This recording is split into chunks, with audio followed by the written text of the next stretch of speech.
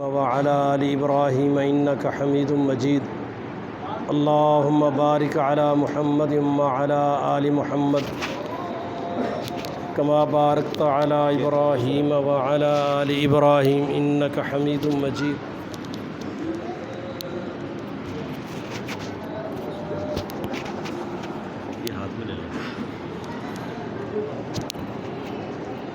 أعوذ بالله من الشيطان الرجيم ألا إن أولياء الله لا خوف عليهم ولا هم يحزنون الذين آمنوا وكانوا يتقون۔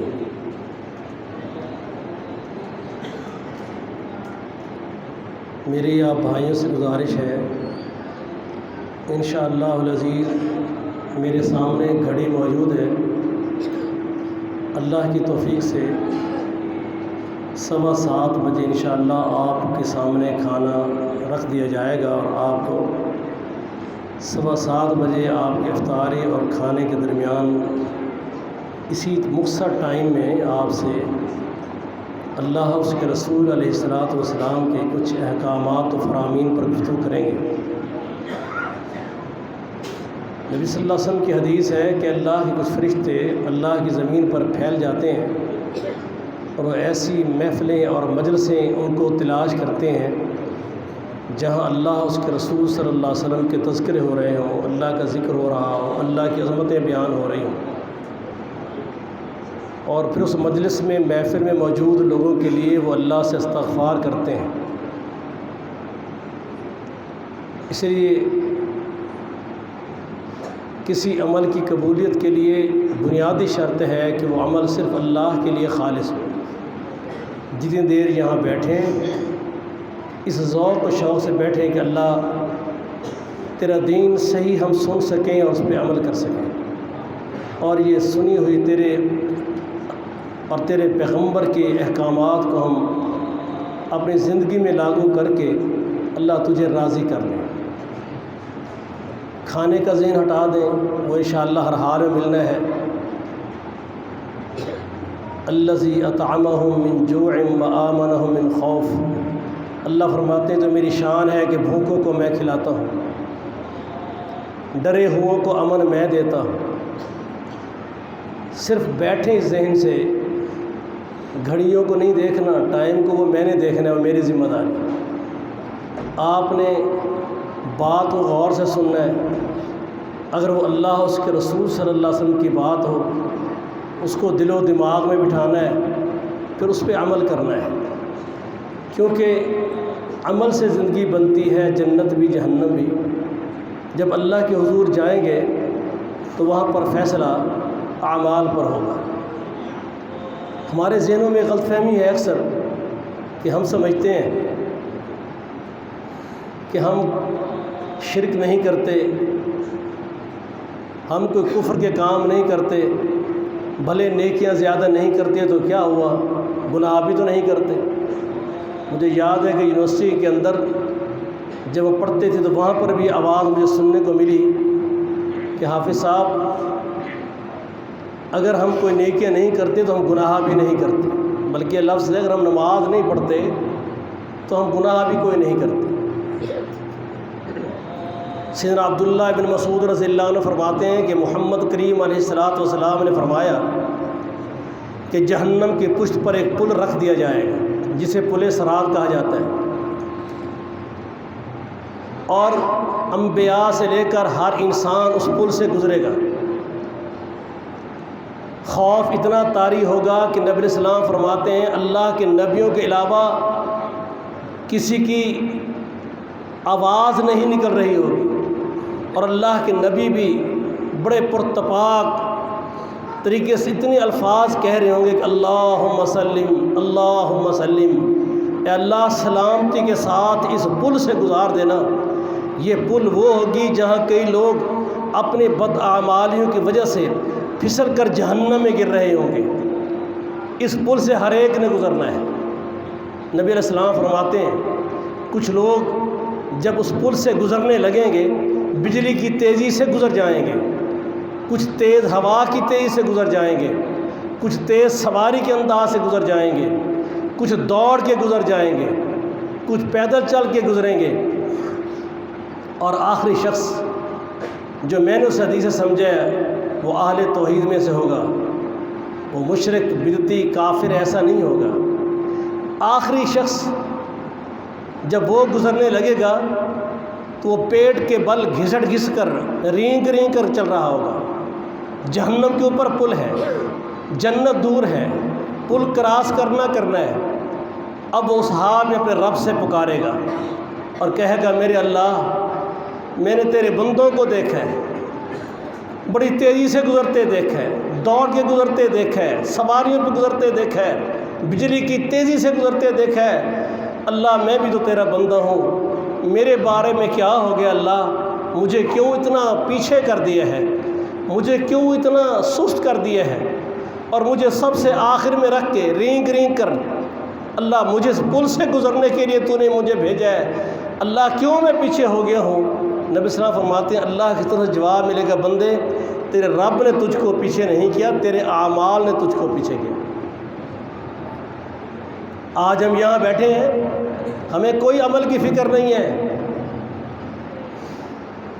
اللہ قرآن میں فرماتے ہیں، جو آیت میں نے آپ کے سامنے پڑھی ہے، الا ان اولیاء اللہ لا خوف علیہم ولا هم یحزنون، اللہ کے ولی بن جاؤ، اللہ کے دوست بن جاؤ، تمہیں کوئی غم نہیں ہوگا، کوئی دکھ نہیں ہوگا۔ اللہ آج تو معاشرے میں تیرے ولی کی پہچان بھی لوگ نہیں کرتے، اسے جانتے تک نہیں۔ جو نشئی ہو، بھنگ کا رسیہ ہو، چرس کے سوٹے لگاتا ہو، کسی قبر مزار پر بیٹھ کر وہاں کا گدی نشین بنا بیٹھا ہو، مجاور ہو، لوگوں کی جیبیں کاٹتا ہو، عزتوں کے سودے کرتا ہو، گلیوں بازاروں میں ننگ دھڑنگ پھرتا ہو، اسے نہانے دھونے کا کوئی پتہ نہ ہو، اسے مجذوب کہے کہ اسے قدموں میں گرا جا رہا ہے، اس سے مانگا جا رہا ہے، نشیوں بھنگیوں سے جا کر ان سے اپنی مرادیں سامنے رکھی جا رہی ہیں۔ یہ ایسے ولی کون ہے؟ اللہ کس کو ولی مانا جائے؟ جس کے جبے قبے ہوں اس کو مانا جائے، جس کی پگڑیاں دستار ہوں اس کو مانا جائے، جن کے دربار مزار آستانے ہوں، جہاں دھمالیں پڑ رہی ہوں، جہاں عورتیں ننگے سر کھلے بال ڈانس کر رہی ہوں، جہاں پر لوگ ناچ رہے ہوں، کس کو؟ جہاں پر جا کر عرس اور میلے کے نام پہ قوالیاں کر رہے ہوں۔ اللہ کون ولی ہوتا ہے؟ اللہ فرماتے ہیں الذین آمنوا، آیت کیا ہے؟ الا ان اولیاء اللہ لا خوف علیہم ولا هم یحزنون، فرمایا میرا ولی وہ ہے الذین آمنوا وکانوا یتقون، صاحب ایمان ہوگا، مومن ہوگا، اللہ سے ڈرنے والا ہوگا، اللہ کے خوف سے جیتا ہوگا۔ اور محمد رسول اللہ صلی اللہ علیہ وسلم فرماتے ہیں میرا اللہ کسی بندے پر دو خوف جمع نہیں کرے گا، دو امن جمع نہیں کرے گا۔ جو دنیا میں جیتا ہے لوگوں سے گفتگو کرتے ہوئے، معاملات کرتے ہوئے، معاشرے میں رہتے ہوئے، اللہ کے حکم کو سن کر بھی اپنی منمانی کرتا ہے، کسی کے حقوق کی پاسداری نہیں کرتا، جھوٹ بولتے ہوئے کوئی ڈر نہیں،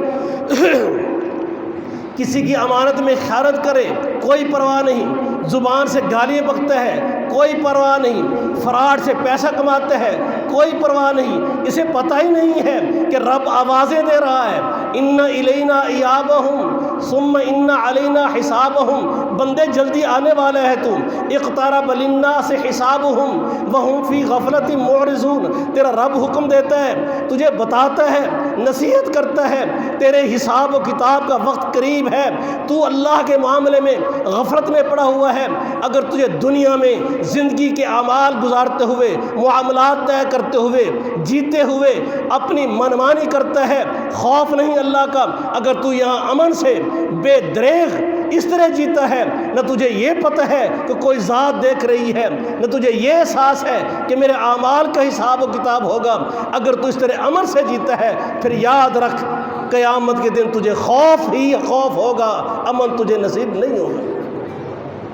تو دنیا میں جیتا ہے، بات کرتے ہوئے کوئی زیادتی کرے تو ڈر جاتا ہے کہ میں نے وہی زبان استعمال کی، اللہ ناراض ہو جائے گا، جھوٹ بول دیا، مالک پکڑ لے گا، اگر میں نے کسی کا حق کھایا اللہ دیکھ رہا ہے، میں نے کسی عزت پہ، کسی کی غیرت حیا پہ آنکھیں اٹھائیں، رب سے چھپ نہیں پاؤں گا۔ اگر رزق حرام کماتا ہوں، اللہ سے کبھی بھی نیکی اور دعا قبول نہیں کرا پاؤں گا۔ اور اگر تو اس طرح ڈر ڈر کے کوشش کرتا ہے اللہ تو ناراض نہ ہو، اللہ تو راضی ہو جائے، اللہ یہ کام اس لیے چھوڑ رہا ہوں میرا مالک ناراض ہوگا، یہ معاملہ میں اس لیے کر رہا ہوں اپنا مالی نقصان برداشت کر رہا ہوں، اپنی اناج جھوٹی کو ذبح کر رہا ہوں صرف اس لیے اللہ تیرا ڈر ہے تو ناراض نہ ہو جائے۔ فرمایا رسول اللہ صلی اللہ علیہ وسلم نے جو یہاں اللہ کے خوف سے جیے گا، قیامت کے دن اللہ اس کو وہاں امن دے گا، لا خوف علیہم ولا هم یحزنون۔ یہ اللہ کے ولی ہیں، الذین آمنوا وکانوا یتقون۔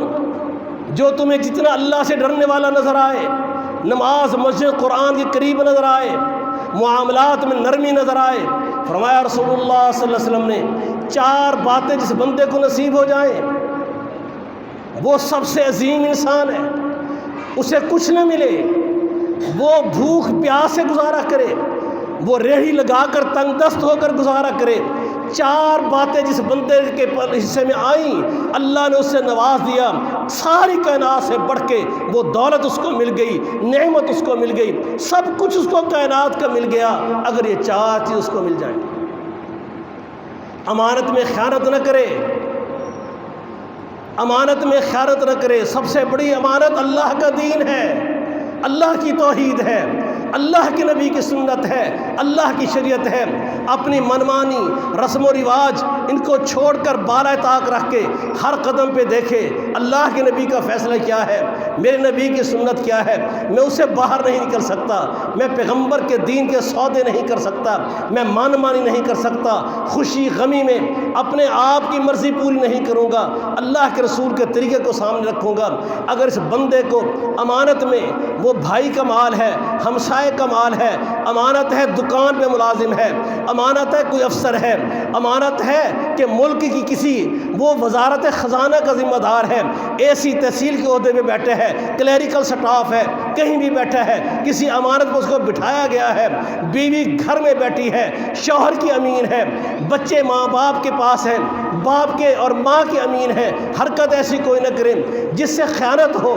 فرمایا جس بندے کو امانت کی پاسداری مل جائے، امانت کا حیا مل جائے، اس میں بددیانتی نہ کرے، ایک یہ اس کو نعمت اللہ کی مل جائے، دوسرا سچائی مل جائے، جھوٹ سے اجتناب کرے، سچ بولتا ہو، اور سچ بولنے والے کے بارے میں اللہ قرآن میں کہتے ہیں یہ بھی تقوی کی علامت ہے، یا ایھا الذین آمنوا اتقوا اللہ وکونوا مع الصادقین۔ سچ بولو، جھوٹ نفاق کی علامت ہے، اس لیے اگر یہ دوسری بات کو مل جائے، جو مرضی حالات ہوں، جھوٹ نہیں بولنا، نقصان ہو جائے جھوٹ نہیں بولنا، مال و متاع میں کمی آئی ہے جھوٹ نہیں بولنا، غلطی ہوئی ہے بڑے کے سامنے تسلیم کر لینی ہے، اولاد باپ کے سامنے، بیوی شوہر کے سامنے، شاگرد استاد کے سامنے، ماتحت افسر کے سامنے، جو مرضی ہو کہیں نہیں جھوٹ نہیں بولنا۔ اگر اس کو سچائی کی دولت مل جائے یہ دوسری بڑی نعمت ہے۔ فرمایا تیسرا اعلیٰ اخلاق، اخلاق بہت اچھا ہو، مسکراہٹوں سے ملے، ہنستے چہرے سے اپنے بھائیوں کو ملے۔ فرمایا رسول اللہ صلی اللہ علیہ وسلم نے اگر اپنے سامنے والے ملتے ہوئے بھائی کو، مومن کو مسکراہٹوں سے مل کے ویلکم کر لو، اللہ تمہیں صدقہ خیرات کا ثواب دیتے ہیں۔ اگر کوئی تم سے زیادتی کر لے، یہ روزہ ہے، الصوم جنہ، یہ تیرے پاس ڈھال ہے شیطان سے بچاؤ کے لیے، گناہوں سے بچاؤ کے لیے۔ اگر کوئی بندہ تجھے بدتمیزی کرے تو بڑھ کے بدتمیزی نہ کر، بلکہ تو کہے انا صائم، میرے پاس ڈھال ہے، میں روزے سے ہوں، میں اللہ کی نافرمانی نہیں کروں گا، میں پیغمبر کی نافرمانی نہیں کروں گا، میں تیری گالی کا جواب گالی سے نہیں دوں گا۔ بڑا ہے چھوٹا ہے کوئی زیادتی کر لے، والعافین عن الناس، اللہ فرماتے ہیں اگر تو اللہ کا بندہ ہے، صاحب ایمان ہے، متقی ہے، تو لوگوں کی زیادتیوں سے، غلطیوں سے، بھائیوں سے، اولاد سے، دوستوں سے، جماعتوں سے درگزر کرتا رہے گا، سٹینڈ لے کر مد مقابل کھڑے ہو کر لڑائی اختیار نہیں کرے گا۔ اگر تو اعلیٰ اخلاق لے کر دنیا میں رہے گا یہ تیسری چیز تجھے مل گئی۔ اور چوتھا حلال لقمہ تجھ کو مل جائے۔ اگر تو حرام کا رسیہ ہے، رشوت کا رسیہ ہے، ناجائز پیسے کا رسیہ ہے، روزے بھی رکھتا ہے، رشوت بھی لیتا ہے، روزے بھی رکھتا ہے، لوگوں کو ستاتا بھی ہے، روزے بھی رکھتا ہے، گالیاں بھی دیتا ہے، روزہ بھی رکھتا ہے، جھوٹ بھی بولتا ہے، چغل خوری بھی کرتا ہے۔ فرمایا رسول اللہ صلی اللہ علیہ وسلم نے اس کا کوئی روزہ نہیں، اللہ کو اس کے روزے کی کوئی قدر و قیمت نہیں۔ ہاں اگر تو رقم حرام کھاتا ہے، حرام کی انکم ہے، تو راتوں کو لیلۃ القدر میں اٹھ جائے، تو اللہ سے مانگے، تو ہاتھ اٹھائے، اللہ فرماتے ہیں ملبسہ حرامن ومطعمہ حرامن ومشربہ حرامن، پیتا حرام سے ہے، کھاتا حرام سے ہے، لباس حرام سے بناتا ہے، اللہ تیرے ہاتھوں کو دیکھے کیوں، تیری دعائیں قبول کرے کیوں؟ جب تو حج پہ جاتا ہے کہتے لبیک اللہم لبیک، اللہ میں تیرے در اقدس پہ حاضر ہو رہا ہوں، اللہ کی طرف سے آواز آتی ہے لا لبیکا ولا سعدیکا، کوئی حج نہیں تیری، کوئی حاضری قبول نہیں، بد نصیب ہے تو، کوئی خوش نصیب نہیں، تیرا کھانا حرام ہے۔ یہ چار چیزیں جس کو مل جائیں، امانت کا پاسداری کرنے والا، زبان کی حفاظت کر کے سچ بولنے والا، لقمہ حلال اختیار کرنے والا، اعلی اخلاق کی پاسداری کرنے والا، فرمایا رسول اللہ صلی اللہ علیہ وسلم نے اسے کائنات کا کچھ بھی نہ ملے، اسے سب کچھ مل چکا ہے۔ اور جب تیری عادات ایسے ہوں گی پھر تو اللہ کا ولی ہے، پھر تجھ سے پہلے اللہ نے دکھایا ہے، اور ولی ایسے ہوتے ہیں، تو مومن ہے محمد کے صحابہ جیسے ایمان لیا صلی اللہ علیہ وسلم، پھر تو ہاتھ اٹھائے، کوئی تجھ پہ حملہ کرے تیرا رب تیرا دفاع کرے گا، پھر کوئی تجھ پہ ہاتھ اٹھائے وہ ہاتھ اللہ توڑ دے گا، پھر تو دعا کے لیے ابھی ہاتھ اٹھاتا نہیں۔ آئیے نا وہ دیکھیے جب ایرانیوں سے سعد بن ابی وقاص رضی اللہ تعالیٰ عنہ کی سرکردگی میں لشکر ایرانیوں سے لڑتے ہوئے انہوں نے دجلہ دریا کا پل توڑ دیا، توڑ کے اپنا دفاع کر کے اس طرف چلے گئے، دریا فل عروج پر ہے، ٹھاٹھے مار رہا ہے، اب یہ مسلمان کیسے آئیں گے؟ سعد اللہ کے سامنے ہاتھ اٹھاتے ہیں، اور آپ کو پتہ ہے سعد کون تھے؟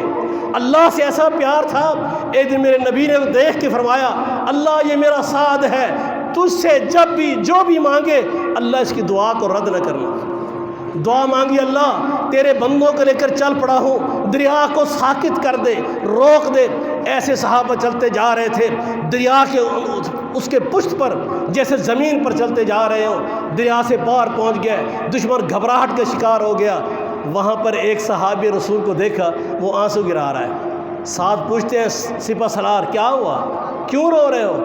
کہا کہ لکڑی کا پیارا تھا، اللہ کے رسول کے ہاتھ لگے ہوئے تھے، اللہ کے پیغمبر کے ہونٹ لگے ہوئے تھے، اللہ کے رسول نے مجھے گفٹ کیا تھا، میں نے سنبھال کے رکھا ہوا تھا۔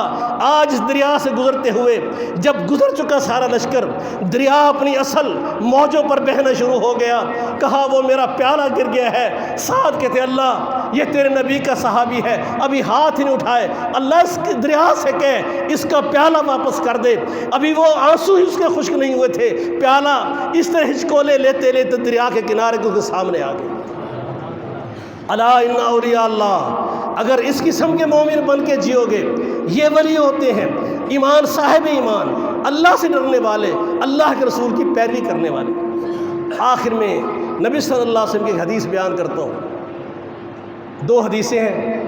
اللہ کے پیغمبر نے فرمایا برباد ہو گئے وہ شخص، 3 عادتیں جن بندوں میں پیدا ہو گئیں، 3 حرکات، 3 عادتیں ان کے مزاج کے حصہ بن گئیں۔